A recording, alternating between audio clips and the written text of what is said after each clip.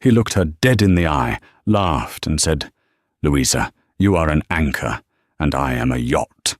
Cut the line before I drag you under." Louisa watched her husband of 10 years, David, sign their divorce papers with a flourish, mocking the tears running down her face. He thought he had won. He thought he was walking away with his millions, his mistress, and his freedom, leaving Louisa with nothing but a broken heart and a rented apartment. He didn't know that her silent, broke father had passed away 3 days prior. And he definitely didn't know that the judge was about to read a will that would change the definition of net worth forever. You think you know revenge? Wait until you hear what her father did from the grave. The fluorescent lights of the conference room in downtown Chicago buzzed with a sound that felt like it was drilling directly into Louisa's skull. Across the mahogany table sat David. Her David. Or at least, the man who used to be hers. He looked impeccable. He was wearing that navy blue bespoke suit Louisa had saved up for 6 months to buy him for his promotion 3 years ago. His hair was gelled back, and his watch, a Rolex Submariner, glinted under the lights. Next to him sat his lawyer, a shark named Mr. Sterling, who smelled of expensive tobacco and condescension. Next to Louisa, an empty chair. She couldn't afford a lawyer. She was representing herself, armed with nothing but a shaky pen and a stomach full of acid. "Come on, Louisa," David sighed, checking his watch as if she were a boring meeting he needed to wrap up. "We don't have all day. Chloe is waiting for me. We have a flight to Aspen at 4. Chloe, the 24-year-old marketing intern, the one who understood his vision in a way Louisa apparently never could. "I just want to understand the alimony clause, David," Louisa whispered, her voice trembling despite her best efforts to be strong. "It says here you're offering almost nothing. I supported you through architecture school. I paid the rent for 5 years while you built your firm. You promised—" David laughed. It wasn't a warm chuckle. It was a cold, sharp bark. He leaned forward, resting his elbows on the table. "Louisa, look at you," he said, gesturing vaguely at her outfit, a worn cardigan and jeans that had seen better days. "You're stuck in the past, your small town, your coupons and casseroles. I'm skylines and skyscrapers. You didn't support me. You held me back. I'm doing you a favor by offering you anything. Sign the papers. Don't make me drag this out and bankrupt you completely. Oh, wait. You're already there." Mr. Sterling smirked, shuffling the documents toward her. "Ms. Jenkins, my client is being generous. If we go to trial, we will argue that your contribution was negligible. We will bury you in legal fees. Just sign." Louisa looked down at the paper. Dissolution of marriage. It felt like a death certificate. "You're enjoying this," she said softly, looking up at David. "I'm enjoying the freedom, Louisa," he sneered, picking up his own pen. "I'm shedding dead weight. You were a good starter wife, really. Loyal. But a man like me needs a partner who shines, not one who fades into the wallpaper." He uncapped his fountain pen, the Mont Blanc Louisa had given him for their 5th anniversary, and signed his name with a dramatic, sweeping flourish. David Hawthorne. He slid the papers across the table, the ink still wet. "Your turn. Set me free, Louisa. Go find some nice, boring plumber who likes hamburger helper, and leave the big league to the adults." Her hand shook as she picked up the cheap ballpoint pen provided by the firm. Tears blurred her vision, hot and stinging. She thought about the nights she worked double shifts at the diner so he wouldn't have to take a part-time job during finals. She thought about the times she glued his models together until her fingers bled because he was too tired. She looked at his smug face, the face of a man who believed he was untouchable. She signed, Louisa Jenkins. David snatched the papers back immediately, handing them to Sterling. "Done," David announced, standing up and buttoning his jacket. Finally. He walked around the table, leaning in close to her ear. She could smell his cologne, Santal 33. "Do yourself a favor, Louisa. Don't contact me. Don't ask for help. And for God's sake, buy some new clothes. You look like a charity case." He turned on his heel and walked out of the door, laughing as he pulled his phone out to call Chloe. "Babe, it's done. Yeah. She folded like a lawn chair. I'm on my way." The heavy oak door clicked shut, leaving Louisa alone in the silence. She sat there for a long time, staring at the grain of the wood table. She felt hollowed out, scraped clean. She had lost her husband, her future, and her dignity in the span of 30 minutes. But as she sat there, her phone buzzed in her pocket. It was a text from a number she didn't recognize. "Miss Jenkins, this is Arthur's attorney, Mr. Harrison. I am so sorry to disturb you, but your father's condition has worsened rapidly. You need to come to the hospital now." Louisa froze. Her father, Arthur Jenkins, was a quiet man, a recluse living in a small, dusty cabin 3 hours outside the city. David had always mocked him, calling him a dirt farmer and a nobody. Louisa hadn't told David that Dad had been sick for months. David wouldn't have cared. She wiped her face, grabbed her purse, and ran for the elevator. David was going to Aspen to celebrate his freedom.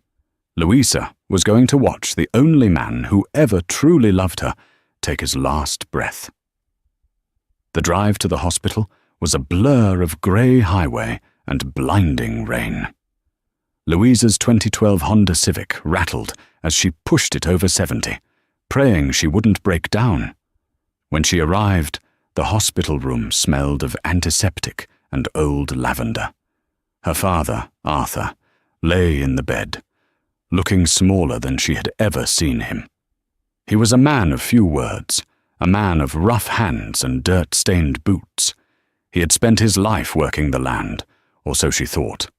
"Louisa!" he rasped as she rushed to his side. His skin was like parchment paper. "I'm here, Dad. I'm here," she sobbed, holding his hand. It was calloused and warm. Did you do it?"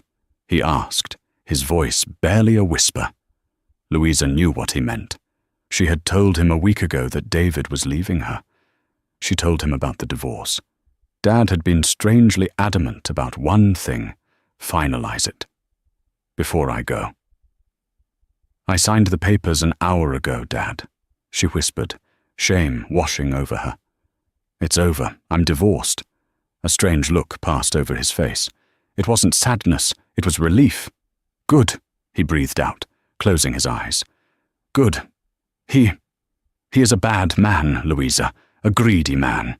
He doesn't see the value of things, only the price. It doesn't matter now, Dad. He's gone." "It matters," Arthur said, his grip on her hand tightening with surprising strength. I have kept things from you, Louisa. Not to hurt you, to protect you, to protect us." "What do you mean?" He coughed, a wet, rattling sound that terrified her.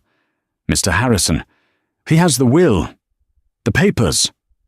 Promise me you will listen to him, and promise me you will never let that man take what is yours again. I promise, Dad, I promise.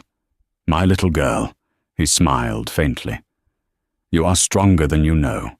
You are the diamond. He is just the glass." Arthur Jenkins died 10 minutes later. The next 3 days were a nightmare of grief and logistics. Louisa was an only child. Her mother had passed when she was a teenager. It was just her. She had to arrange the funeral, clear out his hospital room, and deal with the crushing loneliness that came with being truly alone in the world. David didn't call. She didn't expect him to. He was likely skiing in Aspen, drinking champagne, celebrating the dead weight he had cut loose. The funeral was small. Just Louisa, a few of Dad's old friends from the VFW, and Mr. Harrison, the attorney. It was held in the small town where she grew up, miles away from the gleaming steel of Chicago.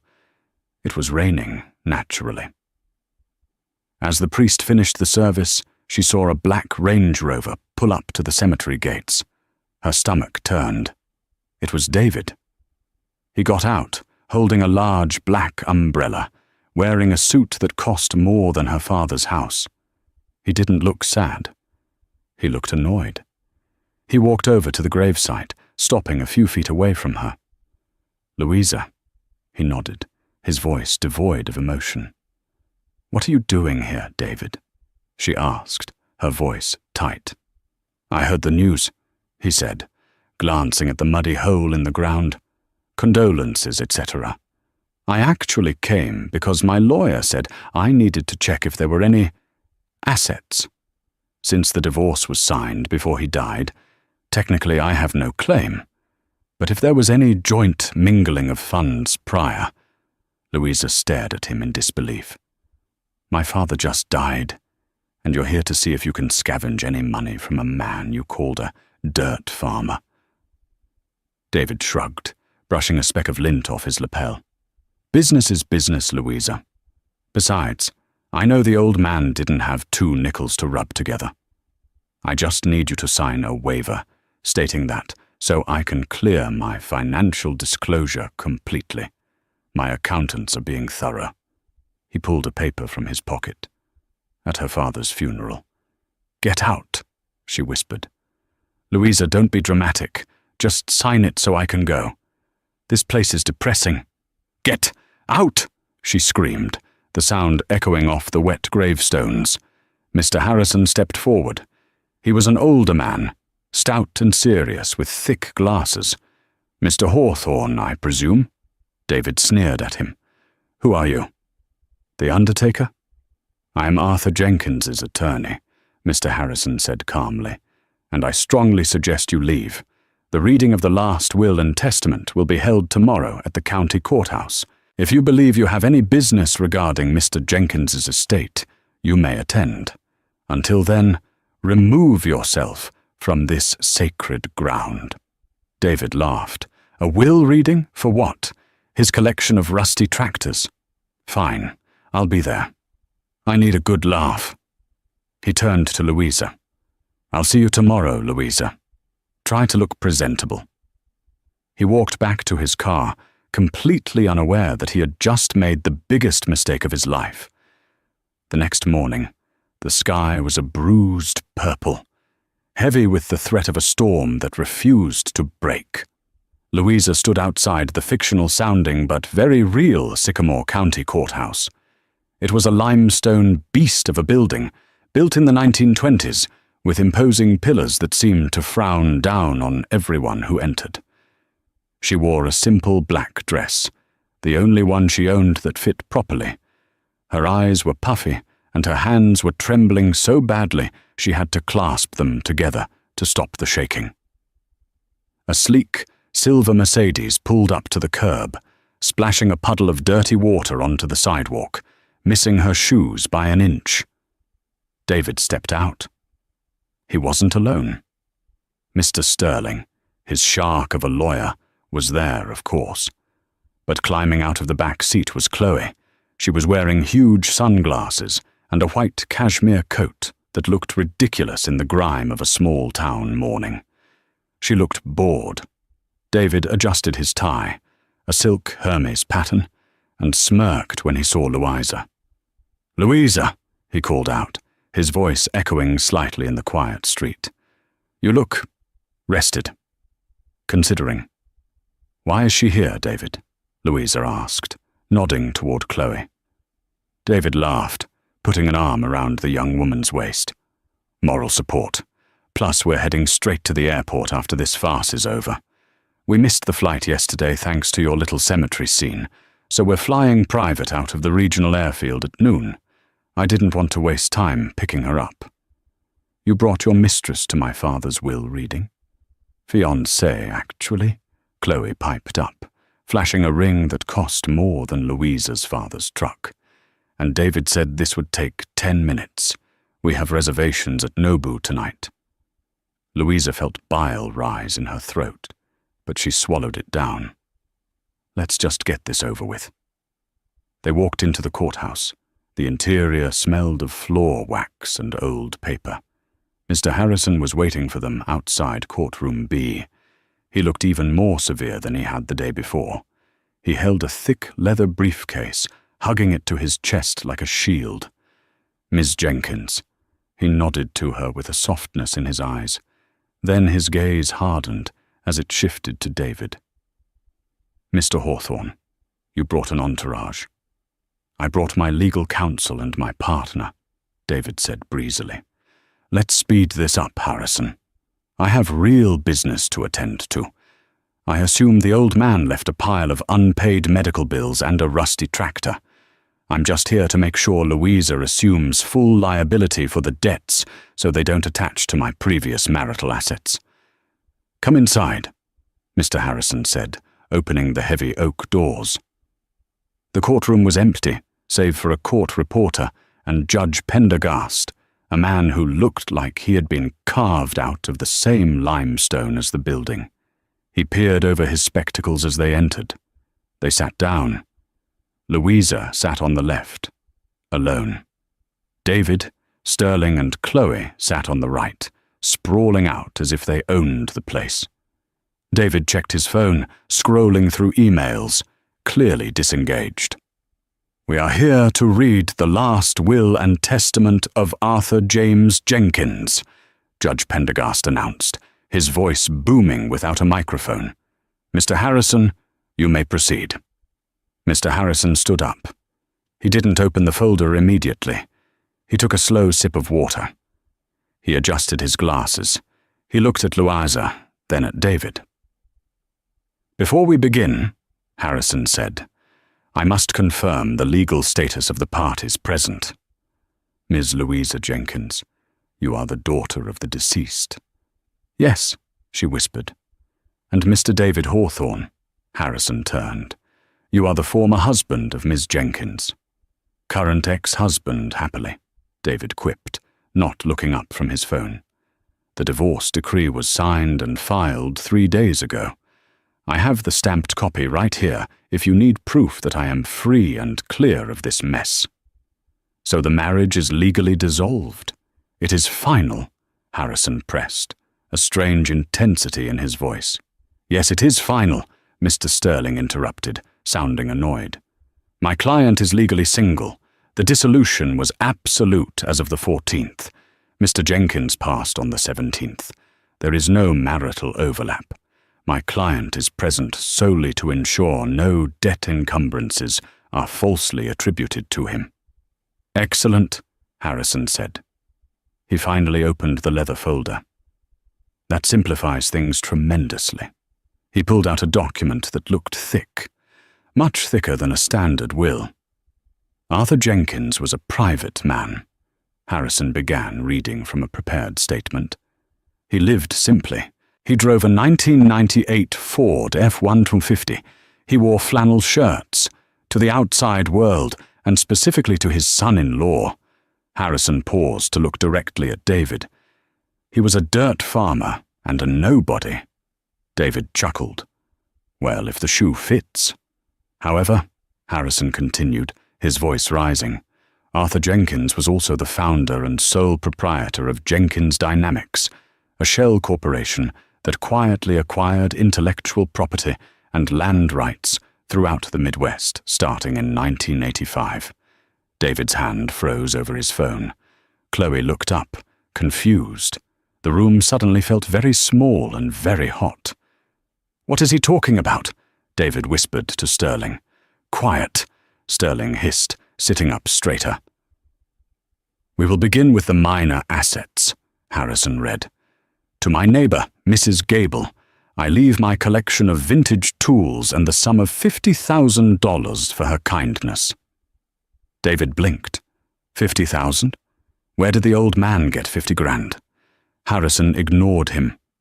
"To the local library, I create an endowment of 250,000 for the construction of a new science wing." David's mouth opened slightly. He put his phone down. The air in the room shifted. The boredom was gone, replaced by a creeping electric tension. Louisa sat there, stunned. She knew nothing about this. Dad never spent money on anything. They clipped coupons. They ate leftovers. "And now, to the primary beneficiary, my daughter, Louisa Jenkins," Harrison said, looking at her with a beam of pride. He turned a page. "Item 1. The real estate." "I leave Louisa the deed to the farm," Harrison read, "which consists of 40 acres of residential land." David scoffed, relaxing. "Okay, so the farm is worth maybe 200 grand. Big deal." "And," Harrison continued, his voice cutting like a knife, "I also leave Louisa the adjoining 3,500 acres known as the North Creek Basin, which I acquired in 1990. David shot out of his seat. "What?" The judge banged his gavel. "Sit down, Mr. Hawthorne." "You don't understand," David stammered, his face turning pale. "The North Creek Basin? That's the site of the new Amazon distribution hub and the green tech solar field. That land it's prime development territory." "Yes," Mr. Harrison said calmly. "It is. And currently, the Hawthorne Architecture Group, your firm, David, is in negotiations to lease a portion of that land for your Skylines project. I believe you offered the previous anonymous owner $4 million for the rights." David looked like he was going to be sick. Arthur owned North Creek?" "Arthur was North Creek," Harrison corrected. "And now Louisa is North Creek. But we are not finished." The silence in the courtroom was absolute. You could hear the hum of the ventilation system. David sank back into his chair, his face a mask of horror. Chloe looked between David and Louisa, calculating. "Item 2, Harrison announced. "The patents." Arthur Jenkins was not just a farmer. Before he retired to the country, he was a chemical engineer for DuPont. He held 12 patents in his name, specifically regarding soil filtration systems used in large-scale agricultural runoff cleaning. Harrison held up a document. "For the last 15 years, these patents have been licensed to 3 major global agritech firms. The royalties were accumulated in a blind trust, untouched by Arthur, who preferred a simple life." "The current value of the trust," Harrison said, adjusting his glasses, "is $42 million. Louisa gasped, covering her mouth with her hands. Tears streamed down her face, but they weren't tears of joy. They were tears of shock. Her father sat in that dark living room, wrapped in blankets to save on heating bills, while sitting on $42 million. Why? "Why?" she whispered aloud. Harrison looked at her gently. "He wanted to know you were loved for you, Louisa. Not for his money, and he wanted to see who stood by you when times were hard." He glanced at David. David looked like he had been punched in the gut. He was sweating profusely now. He leaned over to Sterling, whispering frantically. $42 million? That's community property. We were married for 10 years. That trust grew during our marriage." Mr. Sterling was flipping through his own notes, looking pale. "David, shut up. Let me think." "Item 3, Harrison continued, and this time he actually smiled, a predatory smile. "The portfolio. Arthur Jenkins invested heavily in the mid-90s. He bought stock in a small company called Apple. He bought into Amazon when it sold books. He held these stocks. He never sold." Harrison turned the page. "The total value of the stock portfolio is valued, as of yesterday's market close, at roughly $85 million. Chloe let out a squeak. 85 million. She looked at David with wide, hungry eyes. David, you said she was broke. You said her dad was a bum. I didn't know, David hissed, gripping the table. How could I know? And finally, Harrison said, the clause. This is the most important part of the will, Harrison said, his voice dropping an octave. Please listen closely. He cleared his throat. I, Arthur Jenkins, being of sound mind, dictate the distribution of these assets with one specific condition regarding my daughter's marriage. David straightened up. He looked hopeful. A condition? Is it about me? Yes, Mr. Hawthorne, it is. Harrison read from the paper. I have watched my son-in-law, David Hawthorne, belittle my daughter, ignore her, and treat her as an accessory to his life rather than a partner. I have suspected for some time that he intends to leave her as soon as his own business becomes self-sufficient. David flinched. Therefore, Harrison read, if, at the time of my death, my daughter Louisa is still legally married to David Hawthorne, and they are living together as husband and wife, then 50% of my entire estate, the land, the trust, and the stocks, shall be placed into a joint account for the couple, to be managed by David, as I know he loves money more than anything, and perhaps this will buy his loyalty to my daughter. David's eyes went wide. He stood up, trembling. 50%. That's over $60 million. I would have gotten $60 million. Sit down, sir, the judge warned. However, Harrison continued, raising his voice to cut through the noise. However, if at the time of my death, David Hawthorne has filed for divorce, or coerced my daughter into signing divorce papers, or if they are legally separated. Harrison paused for effect. He looked directly into David's soul. Then David Hawthorne shall receive absolutely nothing. Furthermore, to ensure he cannot claim any part of this inheritance through lengthy litigation, I have instructed my executor to trigger the bad faith clause. What? Sterling shouted. What bad faith clause? Arthur Jenkins purchased the debt of Hawthorne Architecture Group 6 months ago, Harrison said calmly. Your firm was over-leveraged, David. You took out massive loans to build that glass monstrosity downtown. The bank sold that debt to a private holding company. Harrison closed the folder. That holding company is Jenkins Dynamics. Louisa now owns your debt. She owns your loans. She effectively owns your firm. The room spun. Louisa looked at David. He wasn't arrogant anymore. He wasn't the yacht. He was the anchor, and he was sinking fast. You can't, David stammered. He turned to Louisa, his eyes wild. Louisa, babe, you know I didn't mean it. The divorce papers. We can rescind them. It's only been 3 days. We can claim duress. We can tear them up. He lunged toward her, reaching for her hand. Louisa, look at all this money. Think of what we can do. We can go to Aspen. We can buy the firm for real. I love you, Louisa. I've always loved you. Chloe means nothing. Chloe gasped. Excuse me? Shut up, Chloe, David screamed. This is $130 million. He looked back at Louisa, desperate, sweating, pathetic. Louisa, please, tell them. Tell them we're still together. Louisa looked at the man who had mocked her 3 days ago. The man who told her she was boring. The man who said she was dead weight. She stood up slowly. She felt a strength in her legs she hadn't felt in years.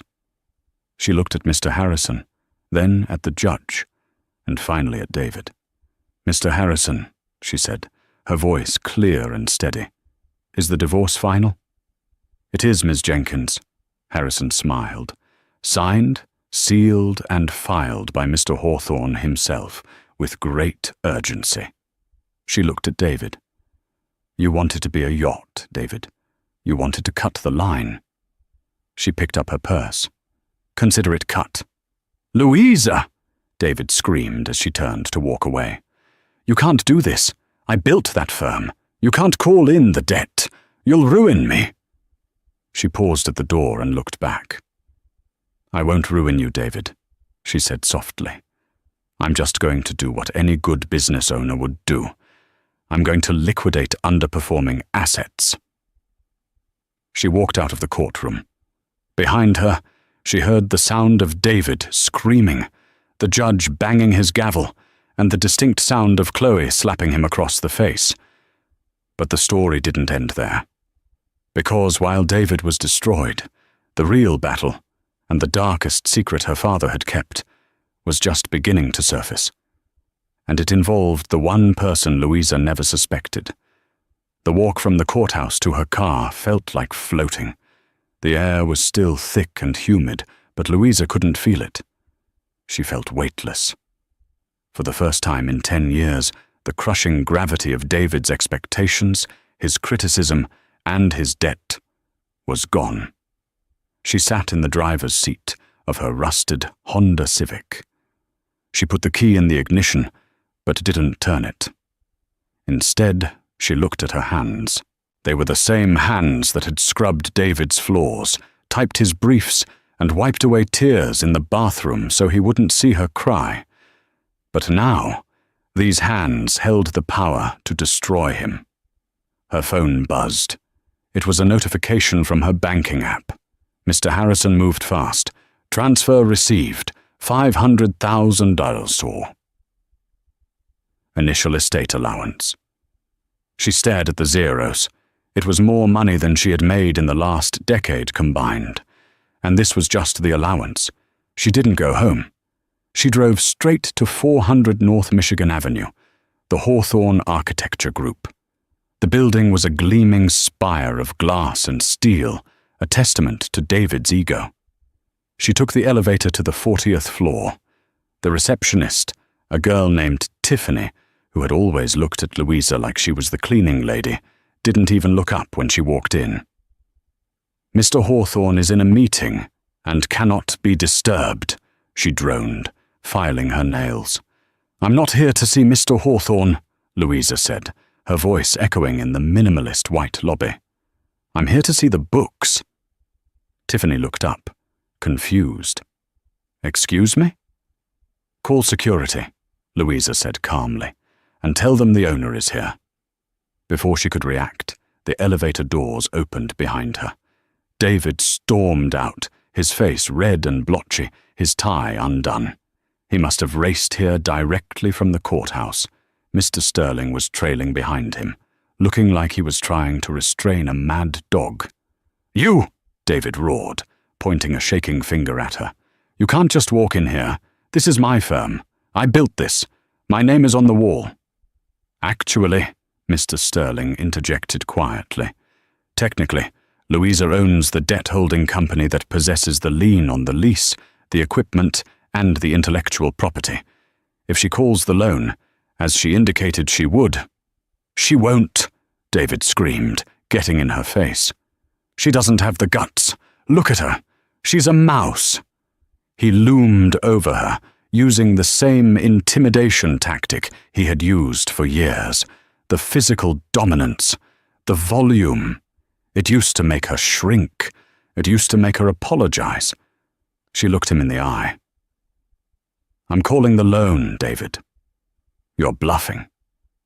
"Mr. Sterling," she said, turning to his lawyer, "as the majority debt holder, I am declaring Hawthorne Architecture Group in default. I want the assets frozen immediately. I want the locks changed by end of business today. And I want a full audit of all company accounts, specifically looking for any funds used for personal travel to Aspen or jewelry purchases for interns." Tiffany gasped behind the desk. David's face went from red to a terrifying shade of white. "You can't do that. We have the Skylines project. We break ground in 2 weeks. If you freeze the accounts, the investors will pull out. The firm will collapse." "I know," Louisa said. "That's the point. Louisa, please." David's voice cracked. He fell to his knees, right there in the lobby of his precious firm. "Please, don't do this. I'll do anything. I'll take you back. We can start over. I'll fire Chloe. Just don't take my legacy." "Your legacy?" Louisa laughed, a dry, humorless sound. "David, your legacy is built on my credit cards and my father's patience.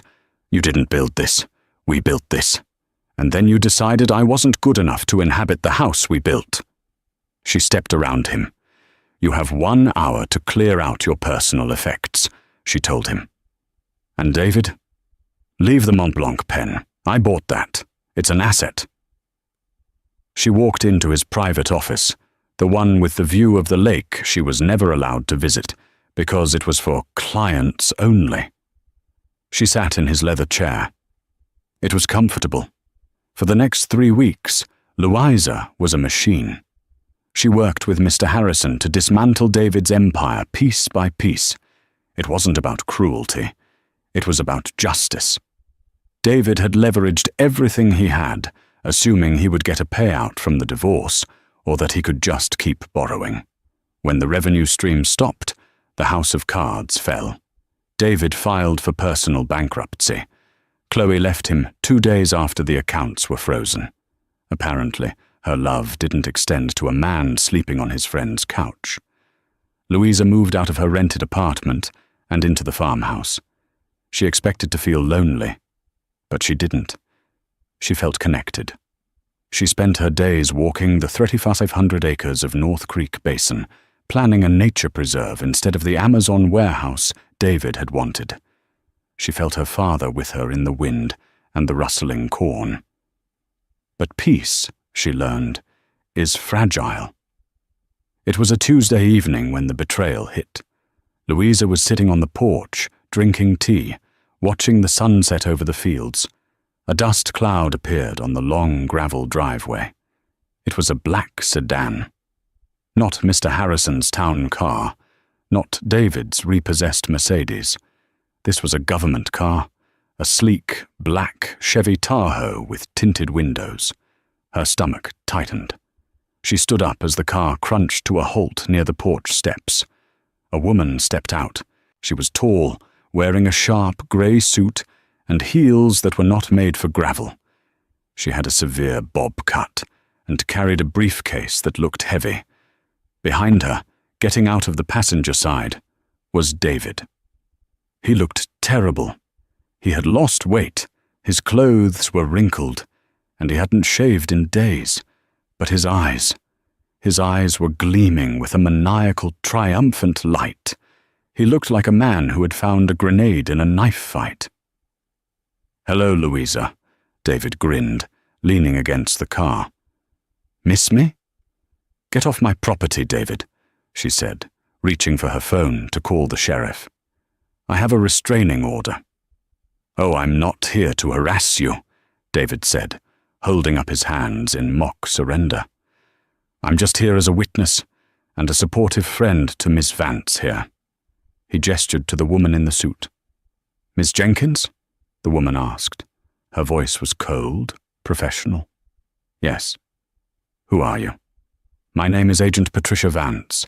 I'm with the Federal Bureau of Investigation, Financial Crimes Division." Louisa's heart stopped. "FBI? What is this about?" "This," Agent Vance said, pulling a document from her briefcase, "is a warrant to freeze all assets related to the estate of Arthur Jenkins, pending an investigation into international money laundering and corporate espionage." "What?" Louisa stepped back. "That's insane. My father was a farmer. He made his money in stocks." "According to our informant," Vance said, nodding at David, "Arthur Jenkins' Dynamics was a front for laundering money for unauthorized offshore entities, and Mr. Hawthorne here claims that you were fully aware of the scheme and helped hide the documents." "That's a lie!" Louisa screamed. "David, you sick liar!" David shrugged. I just told them what I saw, Louisa. The late-night meetings, the strange cash deposits. I felt it was my civic duty. The assets are frozen, Miss Jenkins, Vance said. You are to surrender your passport immediately, and you are not to leave the county. Louisa stood there, stunned. David had nuked everything. If the assets were frozen during an investigation, it could take years to clear her name. He would tie up the money, bleed the estate dry in legal fees, and ruin her father's reputation. But as she looked at David's smug face, she realized something. He wasn't smart enough to come up with this. International money laundering? Jenkins Dynamics was a shell company, yes, but Mr. Harrison had shown her the books. It was clean. It was just patent royalties. Someone had to have given David the fake evidence to feed the FBI. Someone who knew how to forge the documents. And then a second car pulled up. It was a blue Toyota Camry. Louisa knew that car. It belonged to the one person who had held her while she cried over David. The one person who told her to sign the divorce papers quickly so she could heal. Her best friend, Jessica. Jessica stepped out of the car. She wasn't looking at Louisa. She was looking at David, and she smiled. Louisa felt like she had been shot. Jessica walked up the driveway, avoiding her gaze. She stood next to David, and he slipped his arm around her waist, an intimate, familiar gesture. "Jessica," Louisa whispered. "What are you doing?" Jessica finally looked at her. Her eyes were hard, lacking the warmth Louisa had relied on for the last 5 years. "I'm sorry, Louisa, but business is business." "Business?" Louisa choked out. "You're a kindergarten teacher." "Actually," David interrupted, his voice dripping with venom, "Jessica has been a corporate forensic accountant for the last 3 years. She just didn't tell you that. She was working undercover for my firm, helping us manage some liabilities." Louisa's mind raced back. Jessica had moved to town 3 years ago. They met at the coffee shop. They became instant friends. She asked so many questions about David's work, about her dad's farm. You were a plant?" Louisa asked, her voice trembling. "Not at first," Jessica said, her voice cool. "I really did like you, Louisa. You were pathetic, but sweet. But then David and I started talking. He has ambitions, real ambitions, not like you, sitting on millions and planning a nature preserve." "She helped me cook the books for the FBI," David bragged. "She created the paper trail that links Arthur to the offshore accounts. It's a masterpiece, really. By the time the feds figure out it's fake, the estate will be drained, and I'll have negotiated a settlement to make the case go away in exchange for a chunk of the land." "You're trying to blackmail me," Louisa realized. "You want me to give you the land to drop the fake investigation." "Smart girl," Jessica said. "Give David the North Creek Basin. He needs it for the Skylines project. You keep the farm and the cash. Everyone walks away happy. Or we let the FBI tear your father's legacy apart. They'll dig up his corpse if they have to, Louisa. Do you want that?" Louisa looked at Jessica, the woman she had trusted with her secrets, the woman who had told her, "David is toxic, leave him." She had manipulated the divorce timeline perfectly.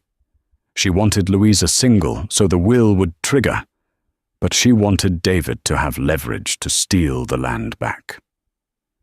"You made me sign," Louisa whispered to Jessica. "You told me to hurry. You knew about the will?" "I knew Arthur was sick," Jessica shrugged. "David told me. We took a gamble. We needed you to inherit the money so we could take it from you. If David had stayed married to you, he would have only gotten half, and he would have been stuck with you.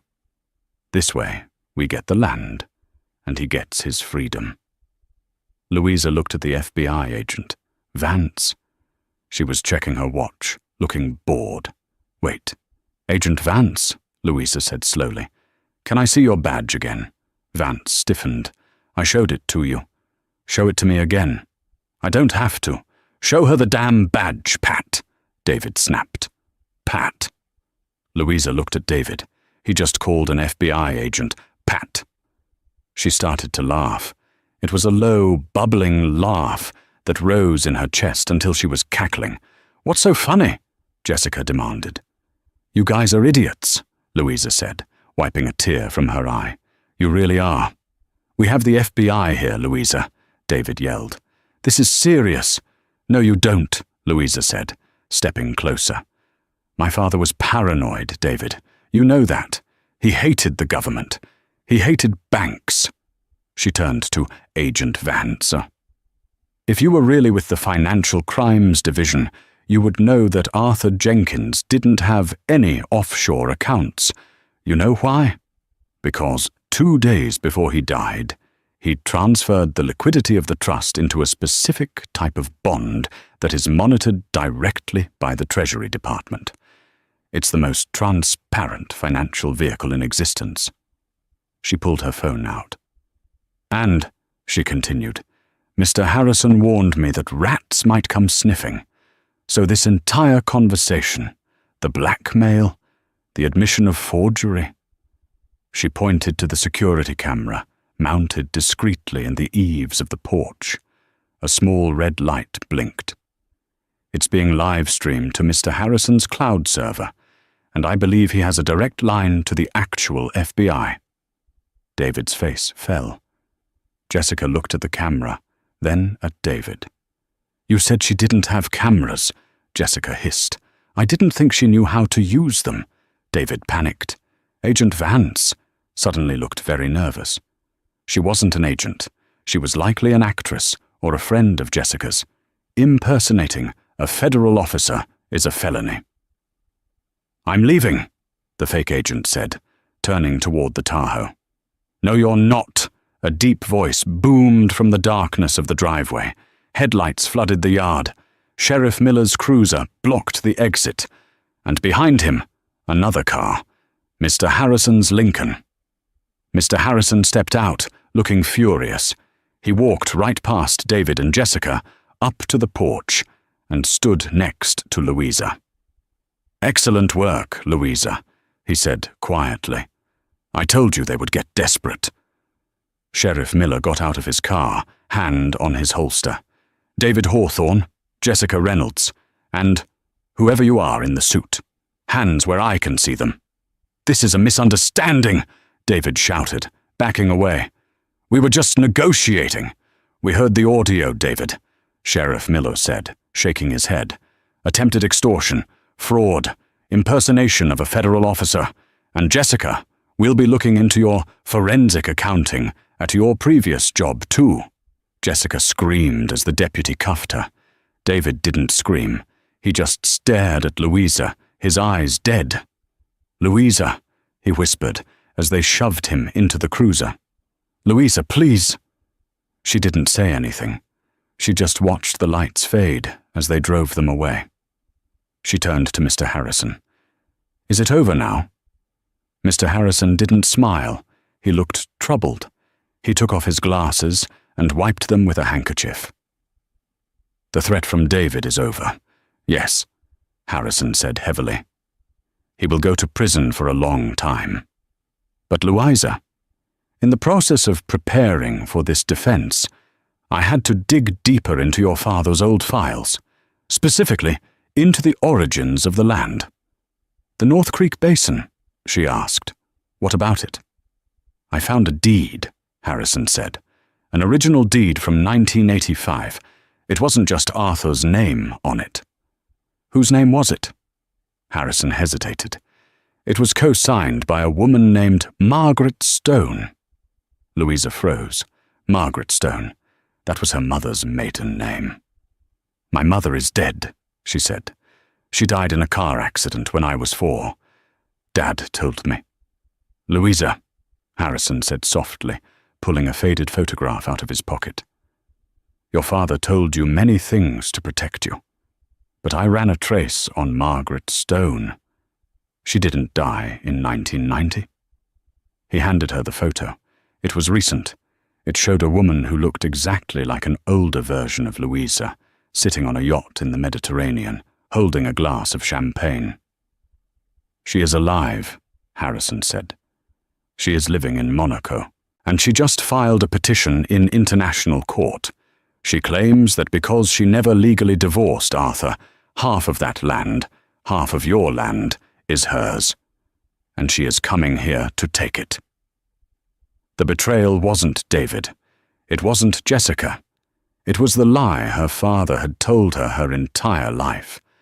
Her mother wasn't a tragic memory. She was a woman who had abandoned them. And now that the money was public, she was coming back to finish what she started. Louisa looked at the photo of the mother she had mourned for 25 years. "Let her come," she said, her voice hardening into something cold, something unbreakable. David was just the warm-up. 3 weeks after David and Jessica were arrested, the final storm arrived. It didn't come with thunder or lightning, but with the quiet purr of a white Rolls-Royce Phantom pulling up the gravel driveway of her father's farm. Louisa stood on the porch, waiting. She was no longer the woman in the worn cardigan. She was wearing a tailored blazer, jeans and boots. She stood straight, her chin high. Mr. Harrison stood beside her, clutching a thick file folder like a weapon. The driver opened the rear door, and out stepped Margaret Stone. She was breathtakingly beautiful for a woman in her 60s. She wore a cream-colored Chanel suit, oversized sunglasses, and a silk scarf that probably cost more than Louisa's first car. She looked around the farm with a sneer of distaste, wrinkling her nose as if the fresh air offended her. She walked up the steps, removing her sunglasses to reveal eyes that were terrifyingly identical to Louisa's. "Louisa," she said, her voice smooth like velvet. "My goodness, you look just like Arthur. A bit unpolished. But we can fix that." "You're not welcome here," Louisa said, blocking the door. "And don't call him Arthur. You lost that right when you died 25 years ago." Margaret laughed, a tinkling, hollow sound. "Oh, darling, don't be dramatic. Arthur had a flair for the theatrical. Telling you I was dead? It was easier for him than explaining that his wife was simply too ambitious for a cornfield." She checked her nails. "I'm not here for a reunion, Louisa. I'm here for my share. Community property laws are quite clear. We were never divorced. Half of this dirt and half of that delightful apple stock belongs to me." "You abandoned us," Louisa said, her voice shaking with a rage she hadn't known she possessed. "I cried for you every night for years. Dad raised me alone. He scraped by. Where were you?" "I was living, Louisa," she snapped, her mask slipping for a second to reveal the cold predator underneath. "I was in Paris, London, Milan. I have a lifestyle to maintain, and now that Arthur has finally done the decent thing and died, I'm here to collect the return on my investment." She motioned to a lawyer standing by the car. "I have the papers ready. Sign over 50% of the estate, and I'll leave you to your little farm. Fight me, and I will drag Arthur's name through the mud. I'll tell the press about his eccentricities. I'll tie this estate up in probate until we're both old women." Mr. Harrison stepped forward. He looked calm, almost bored. "Ms. Stone," Harrison said, "or do you prefer Countess de Rossi, or perhaps Mrs. van der Hoven? You've had quite a few names since 1990. Margaret's eyes narrowed. "Who is this?" "I am the executor of the estate," Harrison said, "and I find your claim fascinating, specifically the part where you claim you were never divorced." "We weren't," Margaret insisted. "Check the records." "Oh, we did," Harrison said. "There is no divorce decree on file in Sycamore County. However," Harrison opened his file.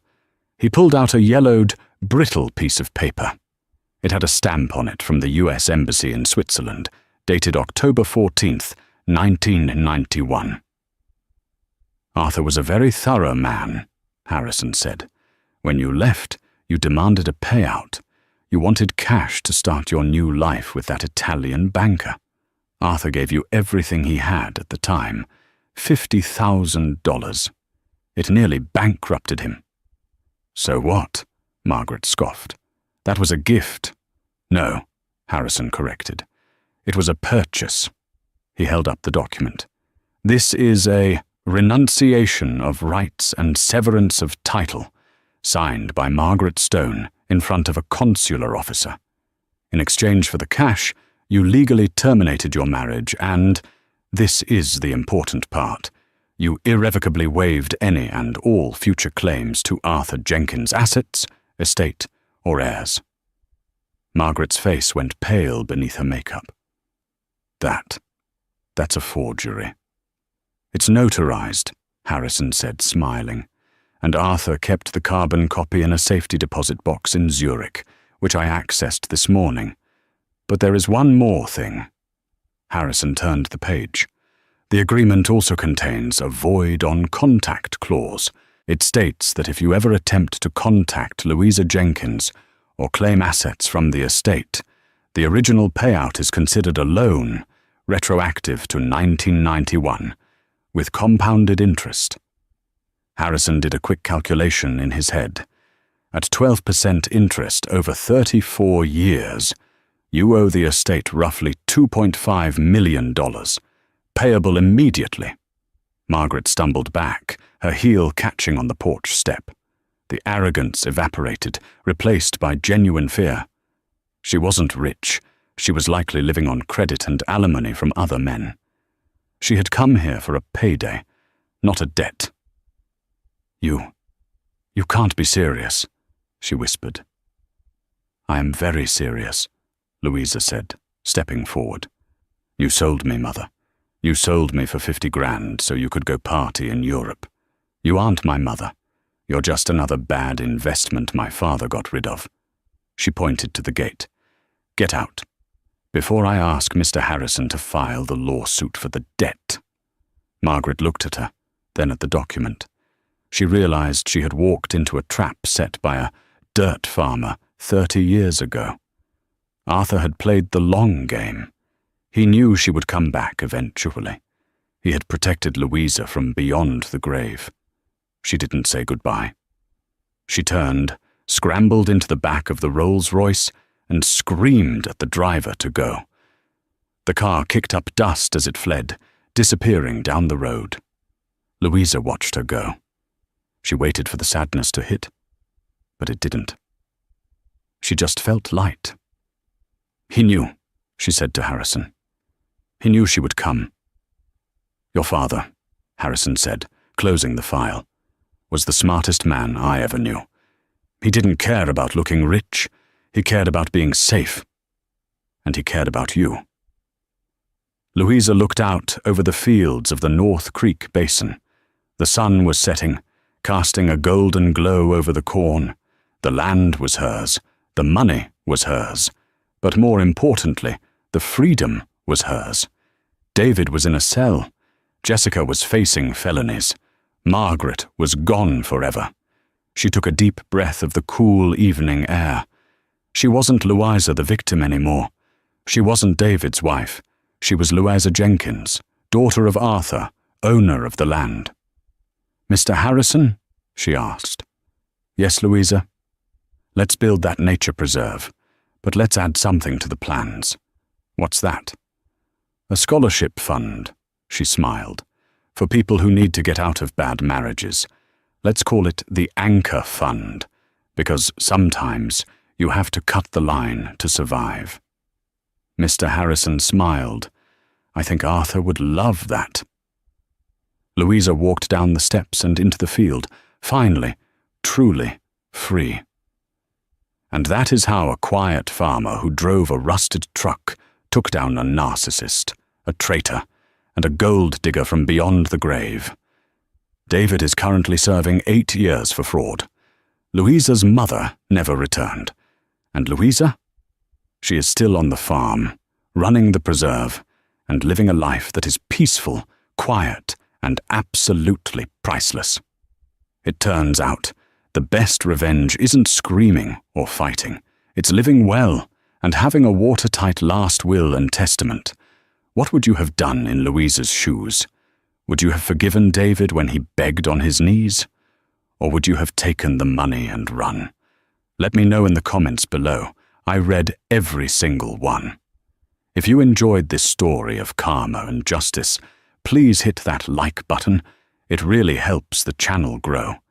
And don't forget to subscribe and ring the bell so you never miss a story.